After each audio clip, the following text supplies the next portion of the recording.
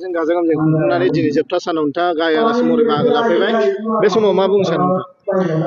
गिबियावनो नोंथांमोननि गेजेरजों गरेस्वर जि दख'रा दुलाय बर' फरायसा आफाद बिथांमोना 37थि बोसोरसालि जथुम्माखौ खुंफुंलांबाय। बिथांमोननि गेजेरावनो गोदानै बिबान मोनफिनबाय आरो बेखौ दुलाय बर' फरायसा आफादनिफ्राय आफादगिरि गाहाय नेहाथारि बिथांमोनखौ लानानै गासै मावथि हान्जाखौ दख'रानिखौ जों बरायो। आरो बिनि गेजेरावनो दिनै तामुलपुर जिल्लानि सिङाव गरेस्वर हालामाव दिनै जोङो मोनसे बे गेवलां मेलनि गेजेरजों गोबां सुबुंनि बाहागो लानायनि गेजेराव जोंहा दुलाय बर' फरायसा आफादनिफ्राय जोङो दिनै सोलोंथाइनिफ्राय आदि खालामनानै आरो समाजनि दावगानांगौनि थाखाय जोंनि रांखान्थि फेहेरनांगौनि थाखाय गुबुन गुबुन सांग्रांथिनि थासारिखौ लानानै जोङो दिनै बयबो मिथिलायनो हास्थायो।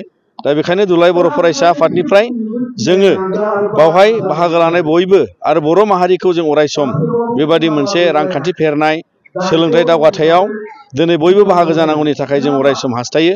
आरो बिनि गेजेरजों जोंनि समाजाव सोरजिनाय माखासे समाज बेरेखा थासारिखौ फोजोबनो थाखाय जों बयबो समाजा बाहागो जानांसिगौ। मानोना रावबो रावखौबो दिनै जोङो साजा होनानै बुलाय सोलाय खालामनानै गाज्रि हुदाफोरखौबो जों फोजोबनो हाया। आरो बिनि उनाव जोङो दिनै बायदिसिना जोंनि समाजाव गुबुंले थासारि सोरजिनो नाजानायखौ जोङो दिनै बिनि जेंनानि सायाव बाहागो जानानै फोजोबनांगौ। आरो बेनिखायनो जोङो नोंथांमोननि गेजेरजों बयबो आइ आफा बिदा फंबाय गामिनि गासैबो न'खर समाजखौ जों खावलायो जाहाथे जोंनि समाजाव बेबायदि समाज बेरेखानिफ्राय लानानै बयबोखौबो खहा खालामनाय माखासे थासारिया बेवहाय दाजाथों। आरो बेखौ लानानै जोङो दिनैबो बे गरेस्वर हालामनिफ्राय बेखौनो जों खावलायगोन। आरो फारसेथिंजाय बर'फ्रा दिनै जोङो गावनि मान सन्मान आरो बे जोंनि हारिमु थुनलाइ जोंनि बिजों आरो बायदि थासारिखौ लानानै जोंहा दिनै मोनसे मानदान्दाखौ लानानै दावगालांनायनि सम जाबाय।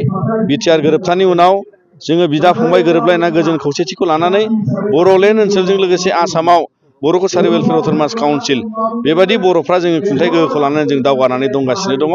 आरो बिनि गेजेरावनो कार्बि आंलंनि बर'फ्राबो ट्राइबेल एससि हिल स्टेटास मोननांगौनि थाखाय दिनै बेखौ भारत संबिजिरनियाव सोसननांगौनि थाखाय नारा नाथा जुजिनाया सोलिगासिनो दङ।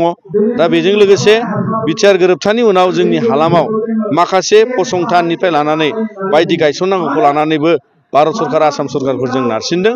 मानोना जोङो बेबायदि गोलैसोनाय नासयजानायखायसो सोमावसारनायनि उनाव बेबायदि फसंथान बिटिआर एकर्डआव थिसनजानायखौ मोननो हादों। दा जोंनाव बड'लेण्ड इउनिभारसिटि सिआइटि बिबिजियारिं कलेज बेफोरो जोंनाव थोजासे नङा। जोंनि जिल्लाफ्राव थोजासे नांगौ बादि फसंथान गैया। आरो बेखौ लानानै बिनिखायनो जोंहा बिटिआर एकर्डखौ मावफुंनांगौ। आरो भेन्सार स्कुलनि जेंनाखौ फोजोबनो थाखाय 6.3नि दारै जोङो दिनै आसाम सरकार आरो बिटिआर सरकारखौ थाबैनो बे जेंनाखौ उदां खालामना होनो थाखाय खावलायबाय। मानोना गोदान सोलोंथाइ खान्थिखौ फालिनाय लोगो लोगो दिनै गोबां फरायसाफ्रा जोंनि आपार आइडि एनरलमेन्टआव इसु जाबाय, प्रब्लेम जाबाय, स्कलारशिपखौ जों मोननो हायै जाबाय। आरो बेजों लोगोसे जोंनि फरायसाफ्रा गोबाङानो फोरोंगिरिनि आंखालनि थाखाय सोरबाया फरायनायखौ गारनो हमबाय। आरो बेजों लोगोसे हाइ स्कुलफ्रा हायार सेकेन्डारि जाजोबनांसिगौ। आरो बिनि बेलायाव जोंनि हाइ स्कुलफ्रा भेन्सार थायोब्ला जोंहा बै जेंनाखौ जों सौसिनो हानाय नङा। आरो गोदान सोलोंथाइ खान्थिजों जों खारफानो हानाय नङा। दा बेनिखायनो जोङो नोंथांमोननि गेजेरजों खावलायो जाहाथे 6.3नि दारैनो जोंनि बड'लेण्ड हालामनि भेन्सार स्कुल आसामाव थानाय बर' मिडियाम भेन्सार स्कुलफोरखौ जोङो प्रभिन्सियेलाइज खालामजानायखौ हास्थायदों।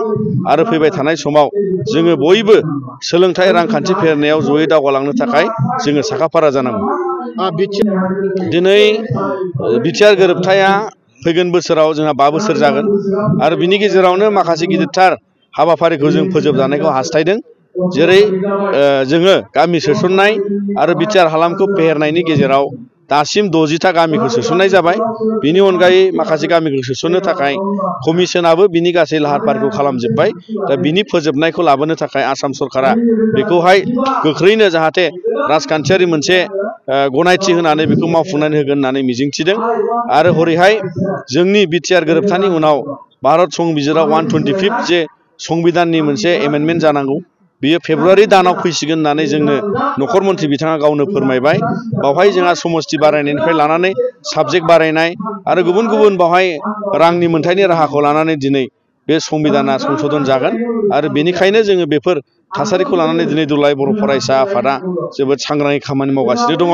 आरो बेखौ जाफुङागौ मानि जोङो दुलाय बर' फरायसा अरायसम जों माहारिनि थाखाय जोङो बे इमप्लिमेन्टेसन जानांगौनि थाखाय जों खामानि मावलांगोन। जोङो दुलाय बर' फरायसा आफादा मोनसे मेजर स्टेक हल्डार हिसाबै बिटिआर एकर्डखौ आबुङै मावफुंजानायखौ जोङो हास्थायदों। अदेबानि 2025 मायथाइयाव बे मावफुंजाजोबनांगौनि थाखायबो जोङो भारत सरकारखौ नारसिनदों। नाथाय दिनै जोङो बिनि सायाव रोखायै जिहेतु गोबां फसंथाना आद्रा जानानै दङ आरो गोबां फसंथानखौ दिनै गनायथि होबाय आरो बियो मेजर माखासे जोंनि फसंथानजों लोगोसे जोंनि इसुसखौ समाधान मोनगोन होननानै जोङो मिजिंथियो।